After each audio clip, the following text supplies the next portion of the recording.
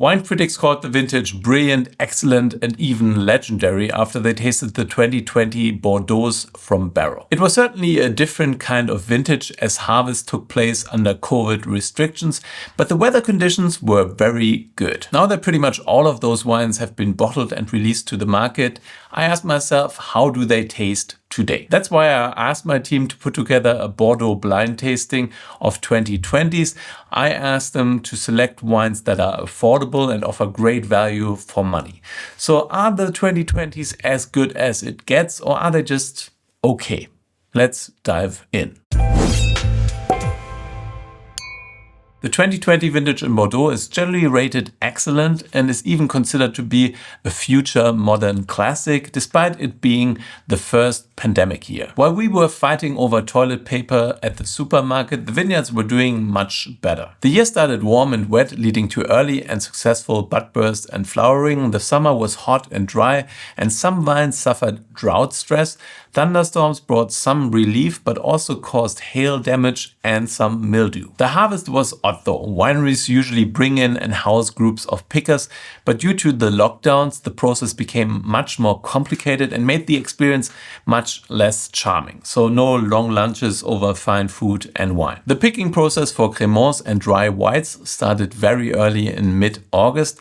In mid-September, people started picking the grapes for Merlot, and Cabernet Sauvignon followed shortly after. Most grapes were picked before the heavy autumn rains came, but some late ripening grape varieties were affected by it. Due to the heat and drought, the grapes were concentrated and rich. The yields were below average and berry health was high, so the overall quality was pretty good. In Bordeaux, the new vintage is tasted in spring following the harvest.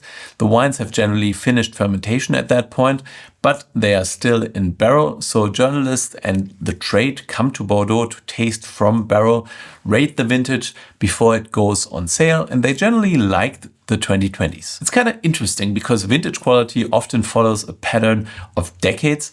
2020 was very good, 2010 was very good, 2000 was very good, and 1990 was very good. 1980 wasn't. But anyways, this kind of pattern sometimes helps with identifying which vintage is good and which one isn't. What is also interesting about Bordeaux is that most of the high-end wines are sold en primeur, so they are being sold before they are bottled or long before they are actually being released to the market. This is a traditional system that was quite successful in the region. Originally, it was actually helping the wineries financing the maturation and the bottling of the wines, which can be quite expensive. The system is, however, only used for the more expensive wines in the region, and those wineries today don't have any cash flow issues anymore. En primeur still exists because it's good for business, particularly for the wineries, but it also helps bring attention to Bordeaux and allows merchants to sell more of those wines. The end consumer, the people who generally finance the en primeur system,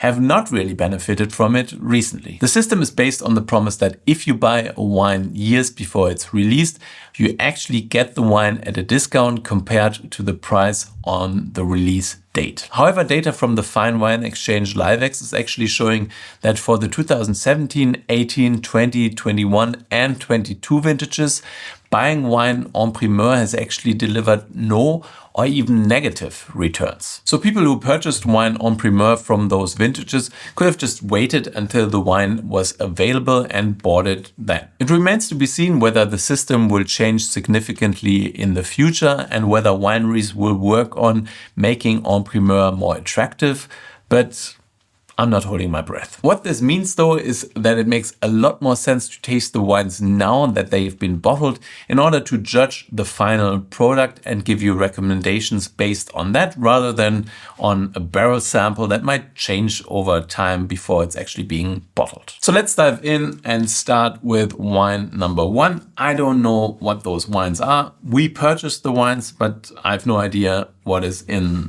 that bag. So let's find out. So this is definitely super dark. I can see through the wine, so there's lots of concentration there. On the nose, there's a lot of ripe fruit flavor. There's blackberry notes, some cassis notes. So all of this is quite concentrated. There's also some plummy kind of notes. The oak is actually really well absorbed. You can feel that there was oak there, but it's well integrated in the wine. On the palate, this is intense, chewy. The tannins are ripe, precise. There's also some freshness there, but also lots of concentration, quite a lot of body.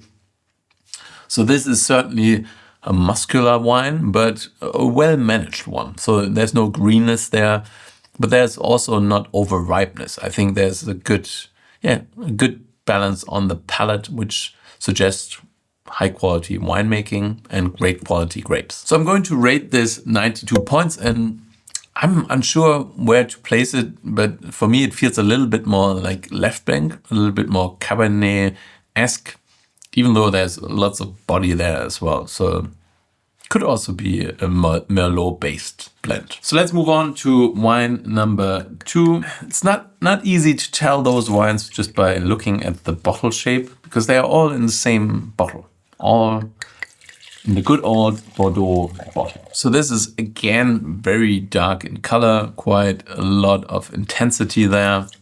Purple with a little bit of browning towards the rim. In this one, the oak stands out quite a bit more. There's lots of toasty oak flavor. There's obviously also cherry aromas, some plum character, so there's fruit there as well, but the oak is just more dominant. On the palate, this is kind of silky and rich, quite velvety in texture. Lots of richness and power there. This is quite a hedonistic, concentrated wine. I find it a little bit too much, too rich. I would rate it 90 points. It's still a very good wine, but it lacks a little bit of that texture that I had in the previous wine. I don't just care about the texture of the wines I drink. I also care about the texture of the clothes I wear. And that brings me to the sponsor of this episode, Tailor Store. If you ever struggled to find shirts that fit you just right, maybe they are too baggy or the sleeves are too short, Tailor Store is going to change the game for you. They make premium quality clothes that are customized to your exact measurements, so no more guessing sizes or settling for something close enough. What's even cooler is that their technology allows you to create a perfect fit. Just by entering a few details on their website, the order is then quickly shipped to your address, no matter where you live. I tried it myself, and my Tailor Store shirts are the best fitting shirts I've ever owned. They're just like they were made for me, because they were.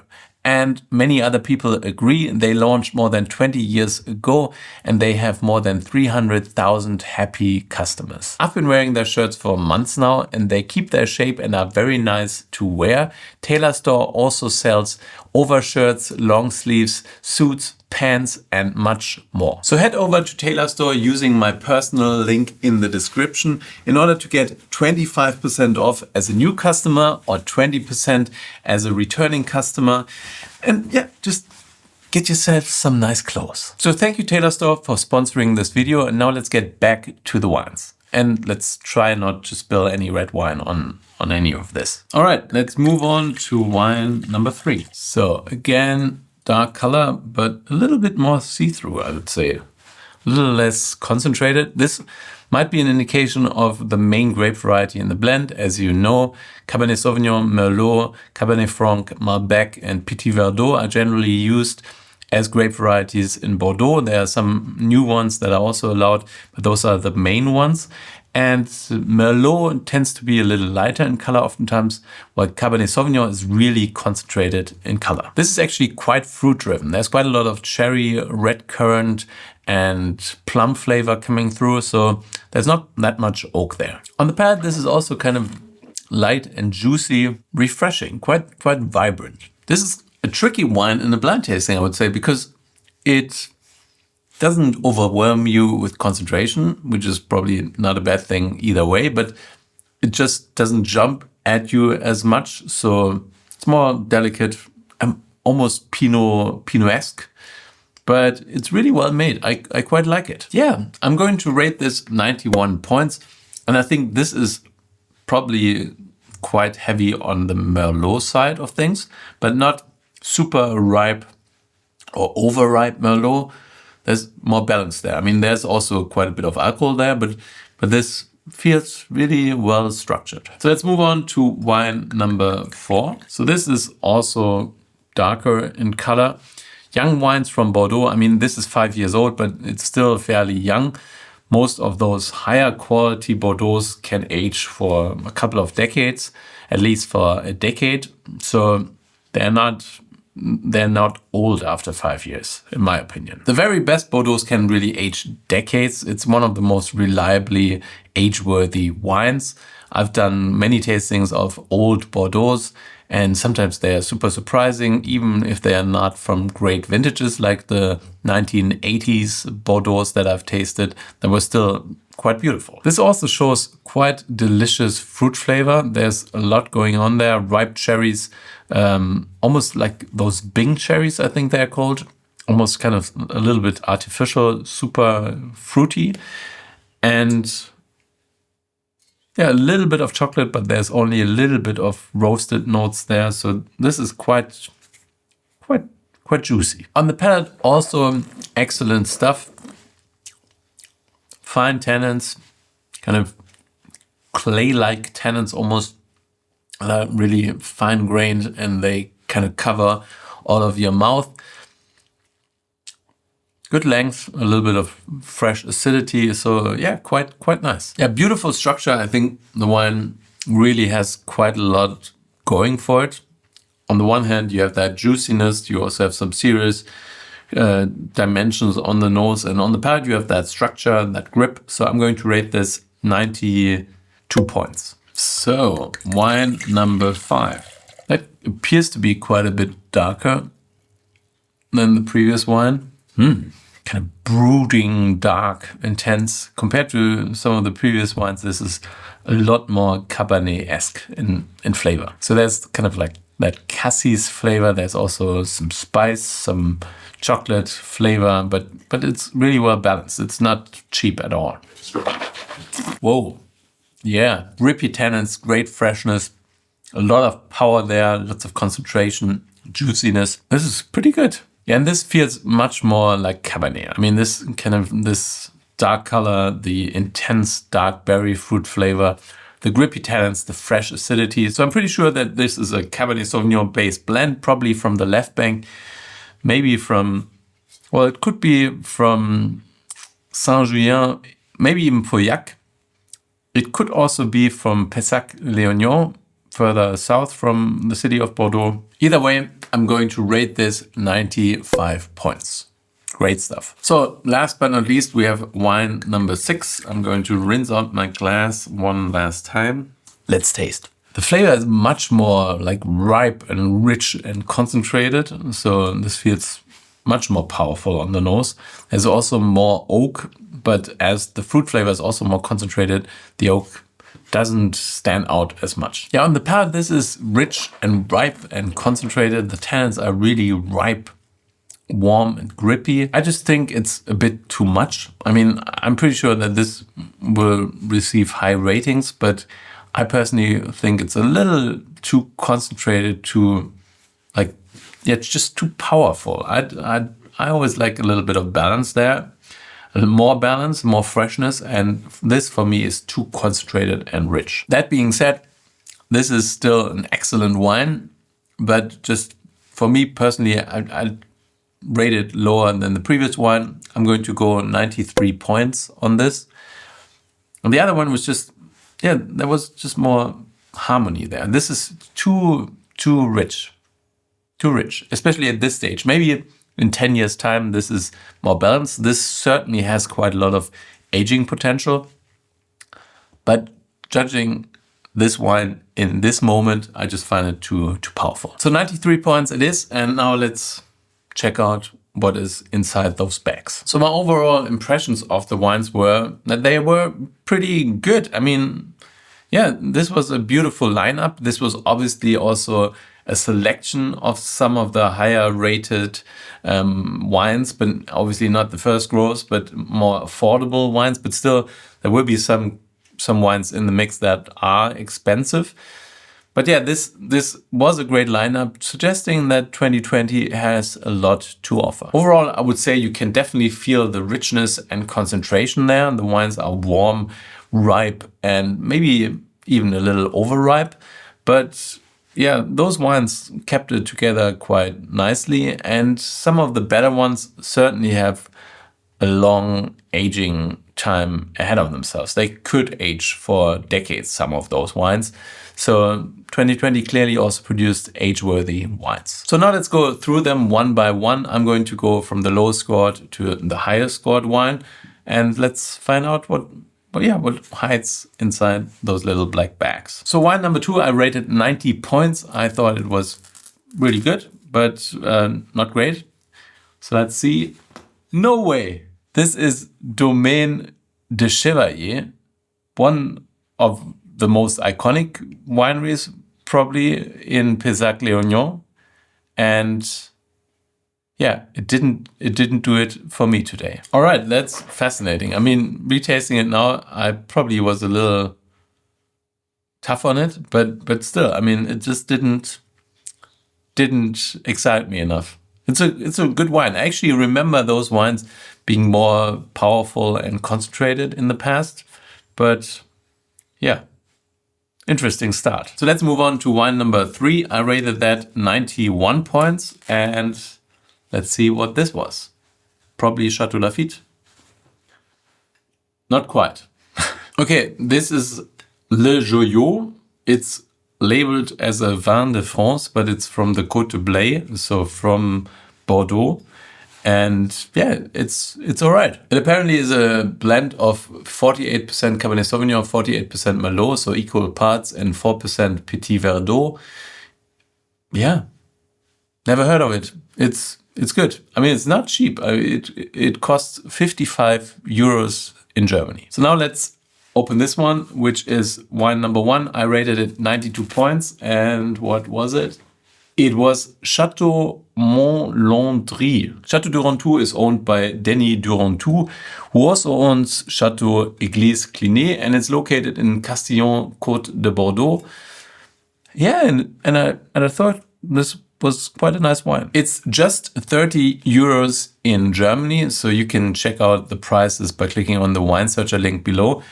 And that's pretty affordable. I mean, this is quite delicious, especially considering that this is probably 3 times the price. I mean, yeah, it was a good wine, but maybe I was a little rough on it. But yeah, this is definitely more expensive than that. So let's move on to wine number 4. I also rated this 92 points and thought it was quite delicious. So it's Les Carmes Haut-Brion, another famous estate. To be more precise, it's C'est des Carmes Haut-Brion from Pessac-Leognan.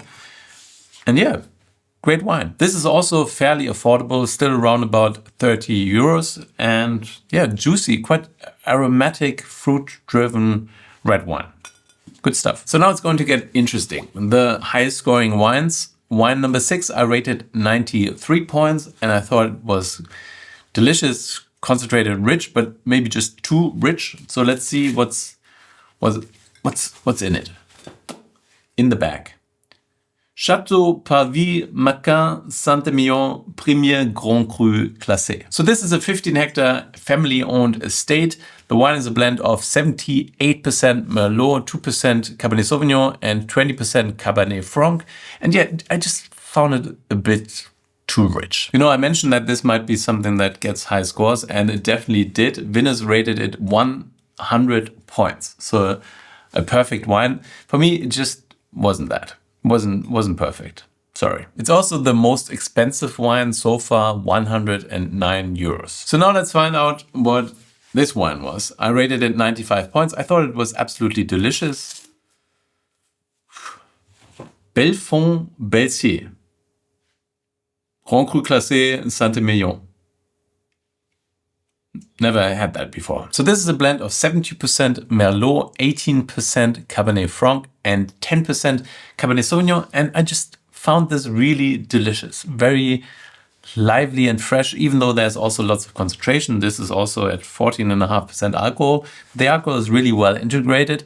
And the best thing about this is actually half the price of that. This is 50 euros. Not super cheap, but affordable still, I think. And absolutely delicious. This also received some very high scores from some of the major critics. And I agree, this is delicious, and at that price point, definitely worth tasting. for me, the wine of the tasting, even though there are some big names on this table too. So good stuff. All right, this was a fascinating blind tasting exercise. I mean, yeah, just tasting those wines without seeing the labels just reveals a little bit more about them. I really loved this, but I mean, all of those wines were quite delicious. This was just something that really stood out for me. And I also think this is a good bargain.